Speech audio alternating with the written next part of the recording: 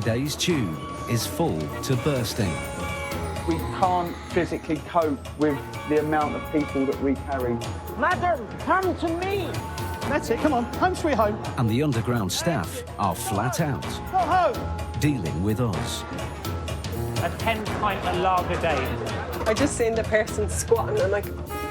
For the 20,000 people who keep the tube running, International rescue. every day brings new challenges. We are a mobile Swiss Army knife. And passenger problems Excuse me, sir. Ticket inspector. Yeah, but it's not a free service on the underground, is it? that could bring the tube to a halt. Chaos. Everything running smoothly has now gone the opposite route. See, just like that. Until I get a shout, I'm going to stand here and just look pretty in front of my public.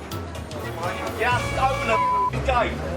Chaotic as always. So this year, it's all change on the world's oldest underground. This could be the future. This could be the revolution. Join the revolution, everybody. But for the tube's long-suffering workers, it's more than a job. It feels like home, just like family. Sometimes we love each other, sometimes we don't. This way out. This way. Whoa. I'm a parent, and they're my children. Mate! This is their story. We cope, because that's what we do. We cope. This time on the tube, the underground is preparing for a new level of threats. The next time this happens, it won't be in a power station in Dartford, it'll be in for real. And to face the future and its uncertain challenges, the tube is taking on thousands of new staff. What we're looking for sticking out? Wires. Put any powder in that? What would that suggest to us it could be? Explosives. Its staff have to prepare for the unexpected. Caucasian male being pro-ISIS and wanting to blow up trains. I've always been told that it's probably imminent that something is going to happen again on the underground. Or it could happen again. But then there's lightning striking the same place twice.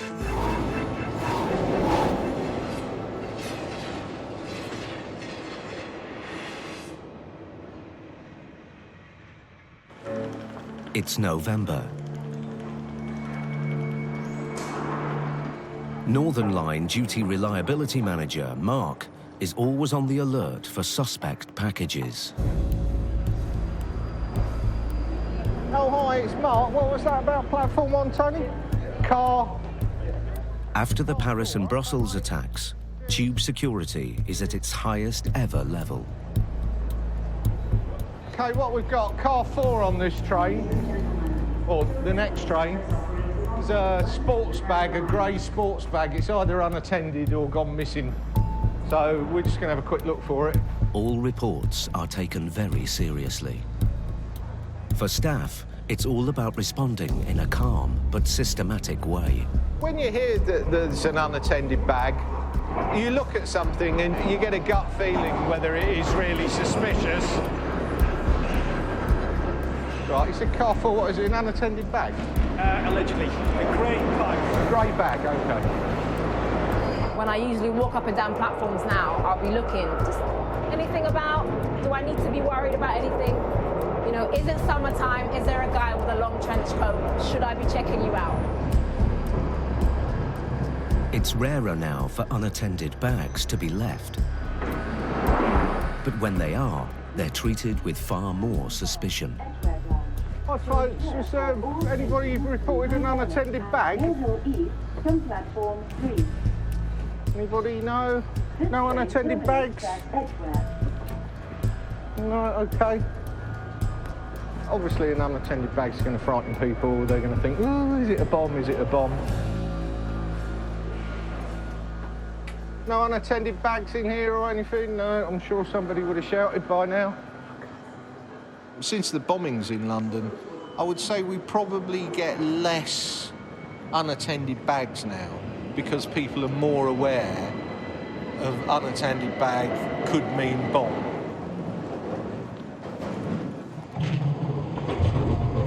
The tube is no stranger to terror. It was bombed in July 2005, killing 52 and injuring over 700 people. It was a traumatic event that changed the culture of the tube. Now all staff are trained to face the threat of terror. but they can never be complacent. Because of what's happened, we've got a lot more firearms police on the stations. It's definitely something you think about, though, especially at work. You do think, oh, you know, what if it comes to your station? What if it happens at your station? I'll be lying if I said I didn't think about it every time I come to work. I'll be lying if I said I didn't think about it every time I have to go to attend to an unattended bag or suitcase. In this new and more dangerous world, the Tube is taking on over 1,000 new customer service assistants to be the eyes and ears of the underground. Graduate Alice is one of them. I've only heard good stuff about it.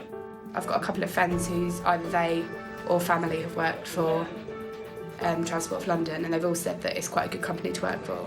My dad is a train operations manager, and he's been on here for 28 years now.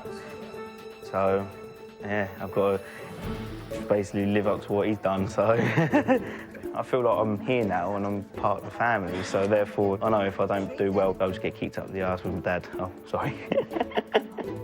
Competition for places is fierce. For each one of these jobs, 56 people applied. Trainer Linda has 5 weeks to coach them. Caterpillars waiting to come out of their cocoon and become butterflies, hopefully. Beautiful coloured wings. By the time we'll be finished with them, they'll hopefully be able to go out there and spread their wings and be good customer service assistants. 7:30 a.m. at Bank Station.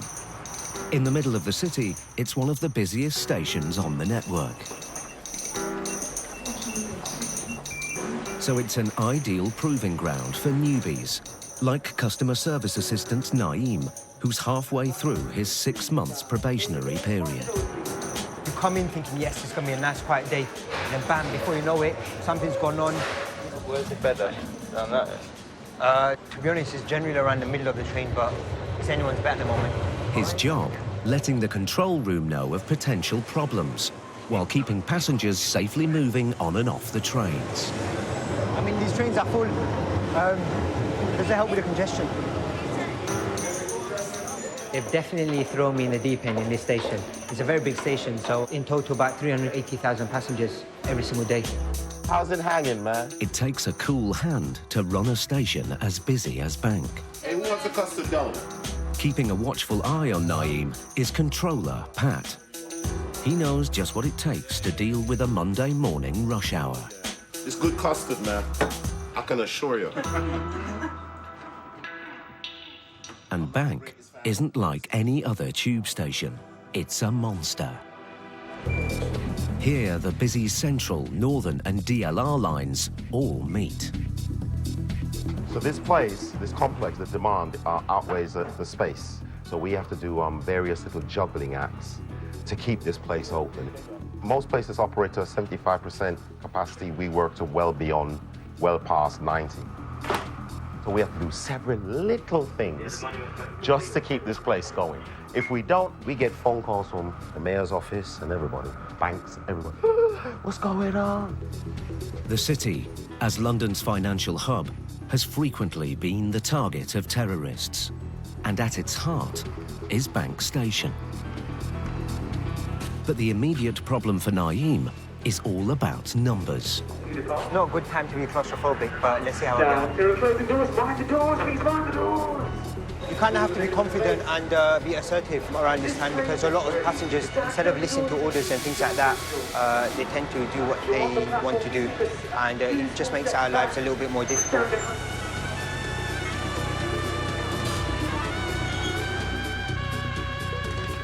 It's the go-to time. This is the time we get the maximum amount of people. It can be a bit manic, but we're already starting to have a problem on the eastbound Central line between Stratford and Leighton, and we got rainfall, which don't make it easy.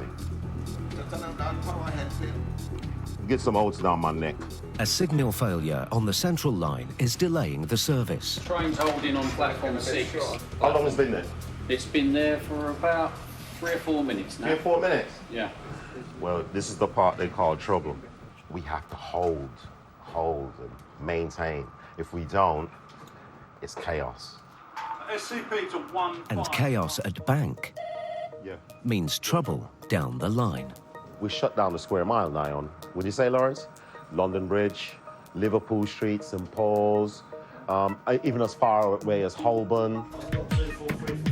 And when the tube gridlock spreads to the junction with the Piccadilly line, warning signals are triggered. The line control room at Earl's Court is on constant alert. But sometimes it's a passenger who's the problem. 09, guy's being abusive. Do you have a description? And ISIS. Yeah, do we... Andy, car 609 on train 240. What carriage is that? Thank you. Unfortunately, we've got nothing to work on at the moment, just an abusive male. Shut down to the westbound train. We'll let the BTP know. Thank you. Okay, there's quite a few passengers that have come forward quite frightened. Caucasian male, dark red shirt, shouting about being pro-ISIS and wanting to blow up trains. He's very abusive and he is threatening. Coming up, new security routines. Hot procedure. What's T? Typical. Typical. Oh, I'm not doing this one. First night nerves. Please allow customers off the train before getting on and mind the yellow line. Move back a little bit. And nightmare scenarios. With terrorism, we're constantly on a high alert.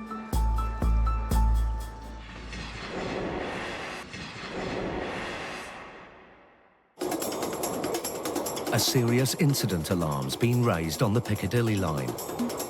A man's been threatening passengers and claiming he's pro-ISIS. Lovely, thank you. Bye. We just had a report from a supervisor at Green Park that there's an abusive male on a westbound train shouting all sorts of profanities about terrorism, about blowing up trains and stuff like that. So obviously we take these sort of things seriously. Dealing with terror alerts is one of the prime responsibilities of Central Control. Senior Operating Officer. As far back as 1883, the Irish Republican Brotherhood bombed the Underground, injuring 70 people. Now, instead of the IRA or Al-Qaeda, the latest terror threat comes from the so-called Islamic State. The events in Paris have certainly changed our thinking in terms of what we've deployed. We've got assets in place to respond effectively and very quickly if an unthinkable incident happens. We're trying to see if we can get some British Transport Police officers to go and meet the train down at Earl's Court so we can get this person dealt with as soon as possible. Because obviously, if you're a customer on a train... Sorry? Car 5. Car 5. So it's car 5 that he's on. Earl's Court, 45812. Oh, yeah, we've had several reports. My colleague's just spoken to you about a male on a westbound train. So we're going to hold the train on the westbound. If you can get that PCSO to check. I can see him on the platform. So it's a white male in a red shirt. Yep, thank you. Bye. I'm pretty sure if he's been spewing all these profanities that there will be other customers quite frightened to say this is the man. We've got the BTP down at the bottom end of the train, so they'll be starting at car 5, which was the original information we were given. So all them customers potentially now are delayed until we get this guy off. These serious security alerts are still thankfully rare, but the team must remain constantly vigilant. You've got to remember we've got to keep the service moving. So if someone needs to be taken off the train, they have to be in place very efficiently, very quickly, because we could have trains behind in the tunnels. They could have thousands of people on them, and we need to keep the service moving. So what we're trying to do is get him off, but also it's all about safety. So if you're a passenger sitting with someone on the train that's threatening all sorts of terrorism and stuff like that, it's very frightening. And as you can see, Cheryl got several calls there, we got several calls. It's scary. It's a scary situation to be in because you can't really do anything from here apart from get resources into the right place, people in the right place. But after that, you're actually watching, it's almost like a drama on television, you know, you're watching something unravel and it's real time. But what can you do? You have to just get on with it.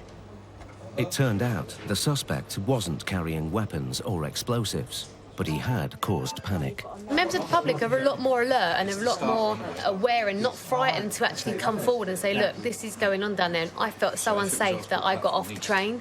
And that's what happened there. The female got off the train and reported it because she felt unsafe. Charlotte is responsible for the safety of over 500,000 passengers daily and 78 trains. But it's the drivers who are right at the sharp end. The scary thing is when something goes wrong. Will I be able to act quickly enough? And I remember to do everything that I can 54-year-old customer service assistant Danuta has set herself the challenge of becoming a train driver. I enjoyed being a CSA. I enjoyed the group I was working in, really liked it. But with the changes that are happening, there wasn't much movement that I could do for a few years yet. So I thought I'd try for train driving. My friends and family are quite impressed, really. Happy for me, and a lot of people seem quite surprised. I think it's just having another change of career, really, at my age. Some people say that it's not what they would do. Danuta's already passed the first hurdle and been selected from over 6,000 applicants to begin a 14-week intensive training course. I just didn't realise the full extent of what you needed to know to do a train driver's job. If you look at the ones that do it, they make it look very easy.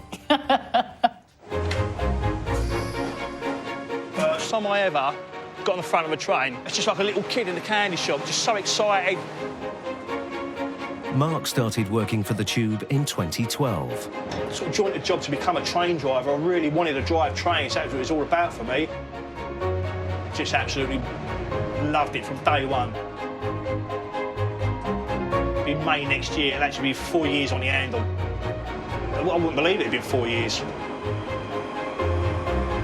With Christmas approaching and more bags and parcels being carried, the Tube's 5,000 station staff are constantly making checks. Do the walk around, yeah? Southwark Station, with just over 14 million passengers a year, keeps Barry very busy. I'm actually doing a station check to make sure there are no objects left, no suspect packages. They're making sure everything is just in place, nothing is hidden anywhere that it shouldn't be hidden. After 18 years of service, he's become an expert at spotting unattended bags.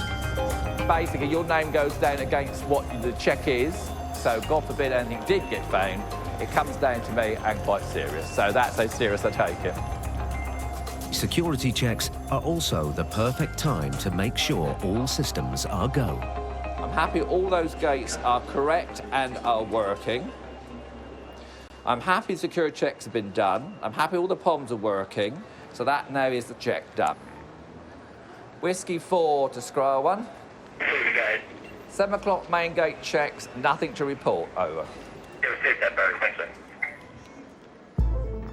From the bombings 7/7, you know, it was a massive eye-opener for people, and members of the public are much more aware of what's going on, much more alert. They actually feel so frightened that they actually want to say something, and that is the society that we live in. You go back, 15 years ago, it was something that never happened. Now it's a regular occurrence. We're constantly on a high alert here. We've always been told that it's probably imminent that something is going to happen again on the Underground. It's into this high alert environment that the trainee CSAs will be thrust. I'm doing my security check. Oh dear. What am I doing? They have to start with the basics. What am I doing first? Checking. And what do you think I'm checking for? Is it hidden? Is it hidden first? No. But you're checking to see if anything's suspicious ticking. So we start with the hidden. Is it hidden? No. No. So what's the next thing? Checking for anything suspicious. Anything, is it obviously suspicious? Yeah. Because if that's all closed up and just looking like that, it just looks like a backpack, doesn't it? We always say, what we listening for? Ticking. What we looking for sticking out? Wires. And what about any powder and that? What would that suggest to us it could be? Explosives. So explosives and some kind of chemical? Anthrax. Yeah. Biological. Yeah. So, what do I do with any customers round about? Marshal them away. How far? Off the platform. Off the platform. I would say it's supposed to be 100 metres, you're quite right. I would take them off the platform. Do I want them on the platform? No. Being closeted in a classroom might not seem very realistic. But it's Linda's first-hand experience that counts. One thing, some of our customers don't like being evacuated. One thing that they're very, very good at, evacuation, is when you say security alert. Because what do you think's in their head? What do they remember? Run. 7/7. That's what they think. 7/7. I don't want to be caught up in that. Because we're always on the alert. Because they tell us all the time that there will be another one. You're all right. Someone left this on the train at London Bridge. OK. OK, thank you very much. We're roughly on the London Bridge. on the Jubilee on one of the carriages, yeah? So, you just come off it effectively? No one owned up to it. I thought I'd go Right. and walk off. OK. OK. Is that right? Yeah, thank you very much indeed. Thank you very much. Unattended bags are a regular concern for Barry, I now turn my radio off. as they are more and more for every station assistant. Passenger a little while ago said to me, like, oh my God, like, I can't believe you went over to that bag that was unattended and checked it and to make sure it wasn't anything suspicious. And it wasn't until he said that I kind of thought about it and thought, oh, do you know what? Actually, he's right, that could have been anything. I will look in it's obvious that it's been left, but just in case, obviously look inside. Nothing there that shouldn't be in there, so i.e. it's a safe bag. I turned off my radio just in case anything was in there that may possibly set anything off electrically in there. Whiskey 4 to Scryer 1. Negotiating the networks that make up the tube involves learning a whole new language. 2000 hours, the Delta Echo check, please. Over. And that's first lesson in week 2 for the trainees. How many abbreviations and acronyms have you come across already? So many. We're aiming for 7,684,000. That's what the aim is, but we're working towards that. Somebody tell me an acronym that they've found out. VCC. Right, what's the VCC? Damn. Well, you know, I've asked Vehicle. Something computers. Vehicle controlled. Control center. Vehicle control center. That's the month. There's no ready to do SATs. Station Assistant Train Services, I believe. A NERM is a network incident reliability manager. That's straight from a manager's mouth. You see what I'm saying? For everyone, including DRM or Duty Reliability Manager Mark, there's always one acronym too many. The way the HOT procedure works is it hidden? So, you know, has somebody found it hidden behind something? Is it obviously lost property? And now you've got me on camera, I can't remember what T is, but it'll come to me. What's T in HOT? Sorry? HOT procedure, what's T? Typical. Typical. Is it typical of lost property? There you go. Mark's job as a reliability manager is to keep the service running smoothly, including minimising delays from security alerts. If you were worried about it, you couldn't do the job. And you wouldn't, I don't think you would do the job. You'd lie awake at night worrying about things. And I don't. We've had specific advice what to do in case of something like a Paris attack, but at the moment I'm not prepared to share that with you. But I will tell you what it is, and that is run away. Coming up, testing times. As soon as I get put under pressure about this bloody stop, I just fall apart. Please stand clear. A tour de force. Would you find it amusing if I sang Jackie Wilson up down the platform? And train crash trauma. Body count at the moment, according to the mortuary, is 55.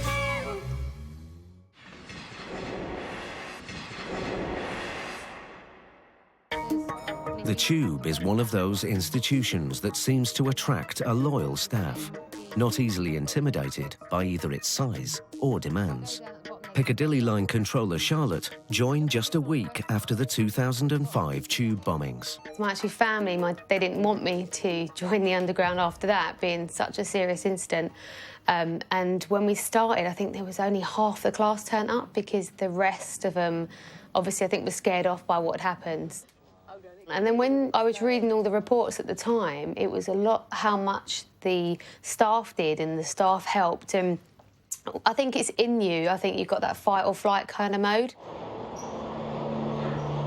Train driver Mark wasn't going to be terrorised either.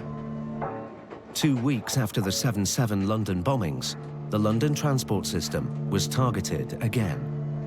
At the time, Mark was driving a number 26 bus. When the device went, or say when a detonator went, the sound it made, the bang it made, was pretty much as if the whole device had gone off. It was that loud. It was 1:30 p.m, and reports were coming in of 3 other explosions at tube stations. So I just said, ladies and gents, it appears we've got a mechanical problem. Going to drive the bus round to the next stop. Going to ask you all to leave the bus. With his passengers safe, Mark made his way to the top deck. And there was a sort of, it was like a metallic-y smell. And as I got to the very last row, I looked down to the right-hand side at the bottom, and I could see a rucksack there. It looked as if it had been ripped open. And it was like a Tupperware tub with this yellowy substance sort of oozing outside of it. And just instantly, at that point there, I just knew that that was a bomb. And I just calmly walked away, walked down the stairs, didn't run, just walked down the stairs, got on the phone, 999. Within 40 seconds, the whole area was just swarming with police and activity and helicopters above. And then it was just a blur from that moment onwards, right up until the point of where I got home that evening. And my daughter was sitting there, and she was only 6 at the time, and my wife was there. And I just sat down there, just looked at my wife, she looked at me, and I just lost it. I just absolutely burst into tears. Because I think you sit down and you see the people, the nearest and dearest, who potentially could have been fatherless or could have been made a widow. And that was the overriding moment for me then. I was thinking, no, I'm not going to let this beat me. Mark carried on driving buses before retraining to become a tube driver. You could argue the point that perhaps things happen for a reason, perhaps that did happen for a reason, and this is ultimately where I've ended up to what I want to do today. But with the underground facing new terrorist threats, its 20,000 staff are on high alert. Could happen again. But then, does lightning strike in the same place twice? Could I be that unlucky? Would I approach it in exactly the same way as last time? Absolutely I would. Look after your passengers first, then deal with the situation you've got to deal with on hand.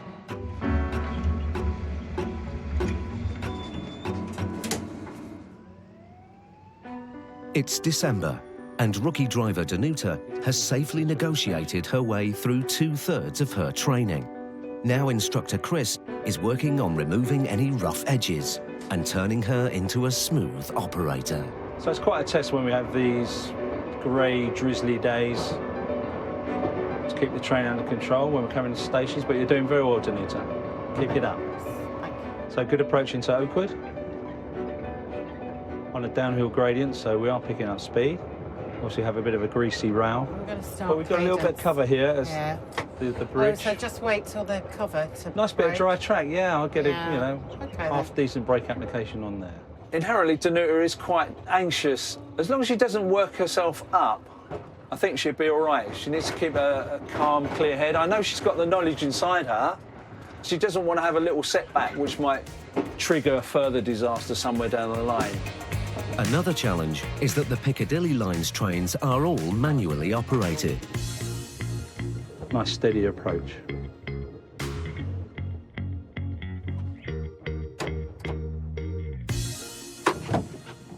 That's wonderful.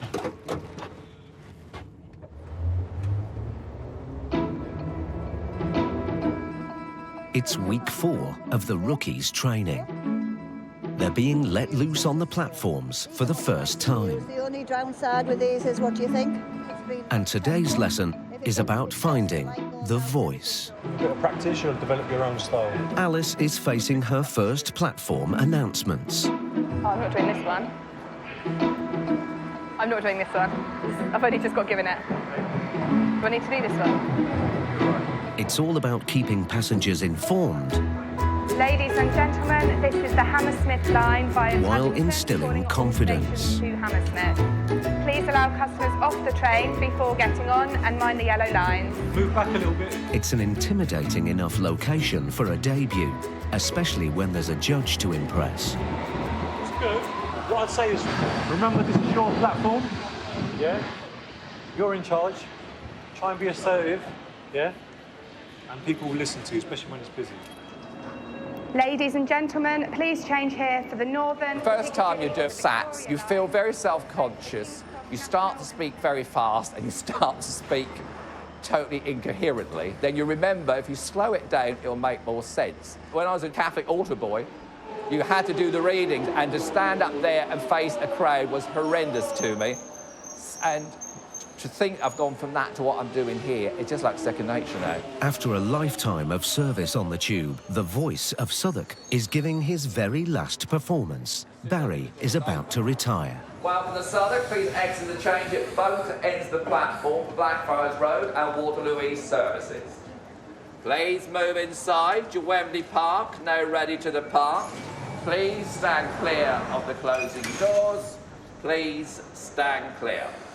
But a big personality with a mic can be a dangerous combination. There's like a rebellious evil part where you're tempted to do kind of the best of Whitney Houston up and down the platform, but you know you have to keep it disciplined. I love the sound of my own voice is the bottom line. Jackie Wilson's higher and higher. I defy anyone to sit at a wedding or go anywhere and hear that tune and not get up and dance. It would be, I'm sure, very entertaining to the passengers. Some will find it amusing, some probably would not find it amusing. Would you find it amusing if I sang Jackie Wilson up and down the platform? Yeah, but the second or third time, no. No, fair enough, that's fair enough.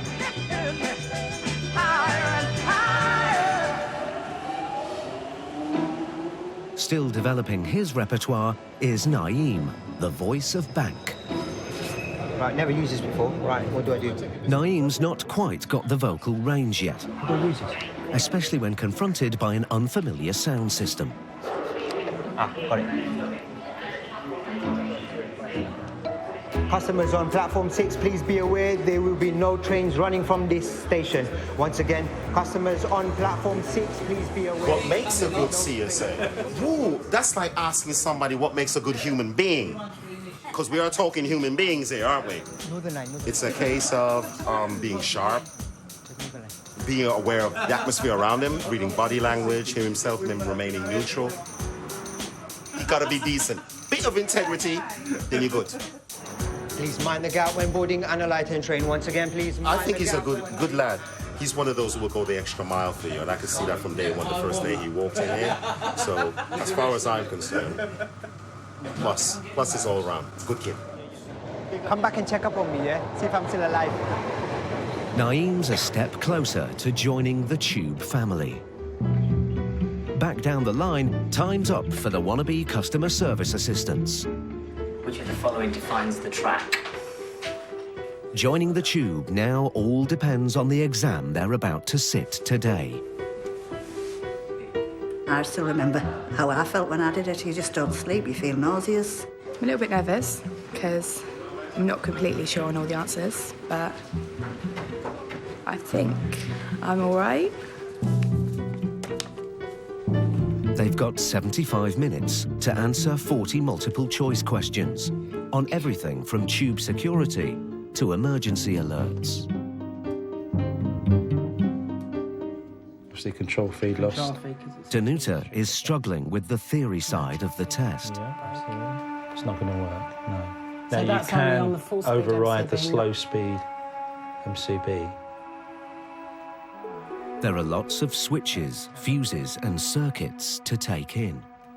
Using the slow speed limit cutout switch. Yeah. Right, but that's only when you've lost your full speed. safety brake MCB, not on the round the train. Not on the round the train. Okay, right. So I am on slow speed and at half Yeah. motors. Yeah. As soon as I get put under pressure about this bloody stock, I just fall apart. Can't do it. Some of the trainees that we get through are born for the job. I remember it. There are some, it's a little bit of a struggle. I think Danuta fits into that category. She's a little bit older than most of the trainees that we get. Maybe she just finds it a little bit more difficult to adjust from where she was, maybe on the stations. I've got a day off tomorrow. I'm going to be studying it all day. I need to have it just in my head. Just want it over and done with, really. Drivers need to get at least 80% to pass, and the course is not something any of them are likely to forget. I just went in the training. I didn't have a clue what they were talking about in terms of sleepers and points. I thought, I don't even know what you're talking about here. So it was a massive learning curve for me.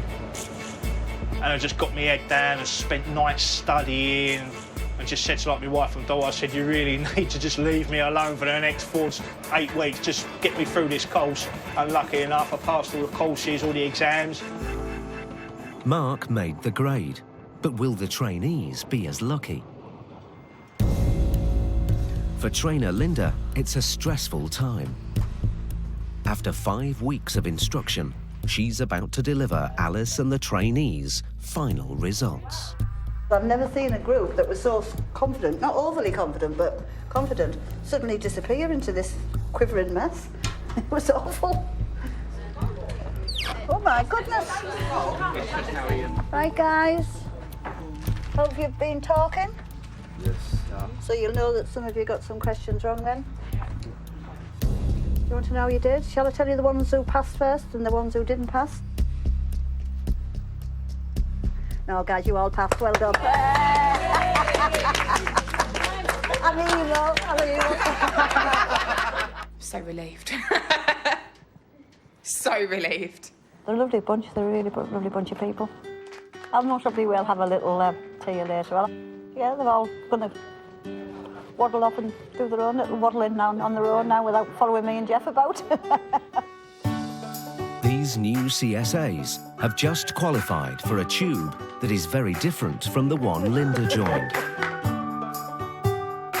It faces new threats, and it knows it can never let its guard down. Ever since the 7/7 bombings, the tube and the emergency services have been refining the way they respond to incidents of this scale. Now, for the first time ever, the tube is preparing to test its staff in tandem with the other European emergency services to see how they'll cope when faced with the biggest and most complex simulation in the tube's history. There's 150 plus people on this train, so getting through those people to get to there is going to be extremely difficult. A tower block has collapsed onto Waterloo Tube Station, crushing an 8-car tube train, recreating a natural disaster or an act of terrorism. I'm just getting an update that they might have found a quicker route from the left of the train. Rupert from the tube's network incident response team is coordinating with the other services. I understand there might be some fatalities under the train. I can see a fire officer inside the train, but this is quite a challenging carriage for them because of the angle it's at. More than 70 organisations are getting the chance to see how they work under pressure together in this dangerous environment. It's not a fake train, it's not a cardboard train, it's real rubble, and actually it's dangerous because it's real. That's the whole point, you know. It's not a classroom-based exercise, this is real. Which is why it's so valuable, to see if they've got the right equipment and people in place. Coming up, stressed out. Don't think I'm taking anything in. Saving lives. There's about 120 casualties still stuck on this train. And signing off. Nice to see you. Are you good man? Good man.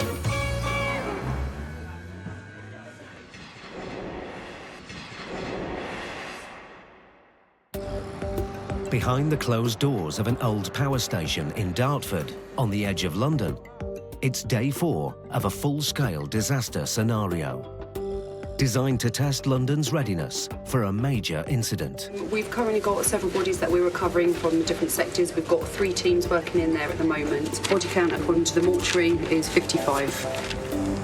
At the same time as trying to reach the last trapped casualties, the Rail Investigation Board also have to retrieve vital information. It's a pretty difficult and hazardous route up, especially considering the number of casualties we've still got on the train. It looks like the driver is deceased, and also there's a data recorder in the cab, which is really key. The train's black box could reveal whether it was a mechanical fault, a natural disaster, or a terrorist explosion that caused the devastation. Ready to take this box? This £1 million simulation is a realistic experience for each of the 2,000 individuals involved. The next time this happens, it won't be in a power station in Dartford, it'll be in for real. It's in this environment that the next generation of tube staff will prove themselves. Just weeks before Naeem's probationary period is over, he's looking more and more confident. So just give me a second. Yeah, just come up here, go up and follow exit 2. Yeah, sure. Sorry, you're right there. What's his first name? 90? Naheem. Hey, that kid has so much energy. Damn. And he's doing a double shift today as well. You know which way you're going? He's a very people person. So people persons tend to go that little bit further. Threadneedle Street. And Threadneedle Street will turn into Bishopsgate, yeah? Sure. Passenger incident at Chancery Lane. All we've heard is someone's on the track. Between Marble Arch to Liverpool Street, it's not running. Another incident on the Central Line means there are no trains getting through. Right, where's everyone going? Where do you want to go? I'm going to Mile End. Mile End, yeah. Go to Liverpool Street from here, and then from there, just walk up Bishopsgate. You guys all right? You okay? Yeah? Yeah, he's a really nice kid, man. He's a really nice kid. I reckon he's going to go far, that one. It's never straightforward for you, is it? No, it's not. That's what happens when you work at a bank station. So, yeah, you're right there. Yeah, you're right there. Sorry, I think I just heard you say the train's on. It's test day for trainee driver Danuta. I'm feeling nervous, apprehensive, and excited. Yeah, I don't think I'm taking anything in, but I might as well use the time. Everything she's learnt over the last 14 weeks is about to be scrutinised by her examiner. And in just 4 hours' time, she'll know whether she's done enough to pass. At Southwark Station, Barry's retiring. Even though it's his last day, he's not allowing his standards to drop. I know the cleaners will be told if there's too many papers, etc. But it's just pride in my station. If you're going to work, the last thing you want to see is a tatty station. You'd rather see something that looks clean, gives you a good feel before you go to work. Morning. Very quickly to say, last day before I retire. Been pleasure studying year 1 to 3. Been flogging year 1 to 3, a great pleasure. Thank you very much, mister. There's just enough time to wish the next generation well. How long you been here, hon? You're training today. Well, I'm retiring. Best of bloody luck, my darling. And hope it goes well, yeah? Hey, Barry.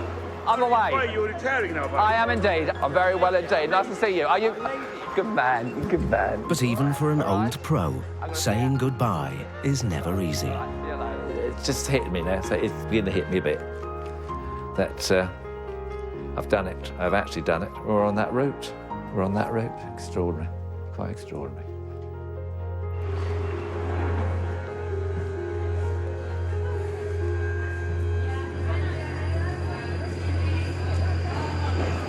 As one generation leaves, the next is getting ready to tackle the tube of the future. But has Danuta done enough to secure one of the coveted driver's jobs? I think in the question and answer session, I think there was a danger that she was being shunted into the siding of despair, but somehow she managed to pull herself together and came back onto the main line of enlightenment. I passed. How do you feel? Great. Bit surprised. Gonna let me loose on a train. Thanks, Chris. Thanks for all your help. I shall miss you. No, you won't. What, like a hole in the head? You're always the one. No, it's been great. I mean, you stepped up to the plate. Well done. You did it.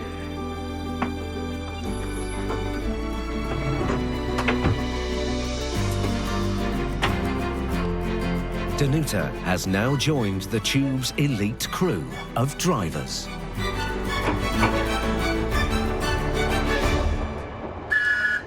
Edit that, yeah? Beep.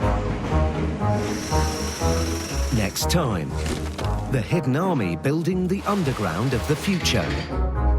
Drop it! A violent incident strands hundreds of late-night travellers. There are no more eastbound trains. And Christmas fever grips both staff and passengers. Come on, baby! Yeah, make sure you're here for the last in the series next Monday at 9. And we've another epic commute this week as Ben Fogle continues to follow the great African migration. Incredible landscapes, astonishing stories of survival, new on Friday at 9. Next tonight, Gordon's battle for survival, getting tougher. in Gotham's terrifying lockup.